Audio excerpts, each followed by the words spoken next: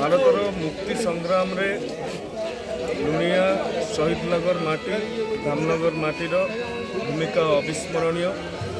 ଏଠି ନିଜର ପ୍ରାଣ ବଳି ଦେଇଛନ୍ତି। ତ୍ୟାଗ ତିତିକ୍ଷାର ଗାଥା ଏ ମାଟି ବହନ କରେ। ଯେଉଁ 9 ଜଣ ବୀର ପୁରୁଷ ସେ 25 ବର୍ଷର ଯୁବକ ଠାରୁ ପରିଣତ ବର୍ଷରେ ଉପନୀତ ହୋଇଥିବା ବୃଦ୍ଧ ପର୍ଯ୍ୟନ୍ତ ଯେଉଁମାନେ ଏଠି ନିଜର ଜୀବନ ତ୍ୟାଗ କରିଛନ୍ତି ତାଙ୍କୁ ଏ ଦେଶ ସେମାନଙ୍କ ପ୍ରତି କୃତଜ୍ଞ ଅଛି, ସେମାନଙ୍କ ପ୍ରତି ଶ୍ରଦ୍ଧା ଏବଂ ସମ୍ମାନ ପ୍ରଦର୍ଶିତ କରୁଛି। ଏହି ଅବସରରେ ଶହୀଦ ସ୍ମୃତି ରକ୍ଷା କମିଟି ତରଫରୁ ଆଜି ଏ ଶହୀଦ ଦିବସ ମହାସମାରୋହରେ ପାଳିତ ହୋଇଯାଉଛି। ପ୍ରାତଃରୁ ଆମେ ତିଳ ତର୍ପଣ ସାରି ଏହାପରେ ରକ୍ତଦାନ ଶିବିରର ଆୟୋଜନ କରାଯାଉଛି। ରକ୍ତଦାନ ଶିବିର ପରେ ସାମୂହିକ ଭୋଜନ ଏବଂ ତାପରେ ସାମୂହିକ ବୈଠକର ଆୟୋଜନ ଅଛି।